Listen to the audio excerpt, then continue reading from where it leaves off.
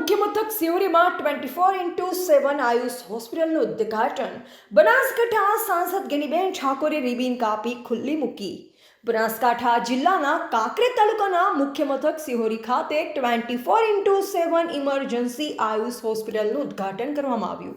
આ હોસ્પિટલની સ્થાપના ડોક્ટર વિશાલભાઈ પટેલ અને ડોક્ટર વિરેન્દ્રભાઈ પુરોહિત દ્વારા કરવામાં આવી છે. બનાસકાંઠાના સાંસદ ગેનીબેન ઠાકોરે રિબીન કાપી હોસ્પિટલને ખુલ્લી મૂકી હતી.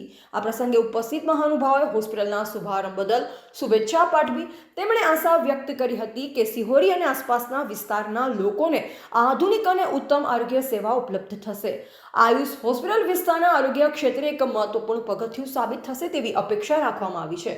ઉદ્ઘાટન સમારોહમાં ગૌપ્રેમી બ્રહ્મ ઋષિ શ્રી મુકુંદ મહારાજ, બ્રહ્મ સમાજના અગ્રણી હરગોવનભાઈ સિરવાડિયા, કાંકરેજના ધારાસભ્ય અમૃતજી ઠાકોર, બનાસ બેંકના ચેરમેન ડાયાભાઈ પિલિયાતર, બનાસ ડેરીના ડિરેક્ટર શ્રી બાબુભાઈ ચૌધરી, થરા એપીએમસીના ચેરમેન ઈશ્વરભાઈ પટેલ, પૂર્વ જિલ્લા પંચાયત સદસ્ય ચમનજી રાઠોડ, અશ્વિનભાઈ શાહ, સીવી ઠાકોર સહિત મોટી સંખ્યામાં આગેવાનો, અગ્રણીઓ અને યુવાનો ઉપસ્થિત રહ્યા. Reporter Ramjibhai Raigor, Banaskantha. Reporter Naresh D Vyas, તંત્રી બનાસી પુકાર, બનાસકાંઠા.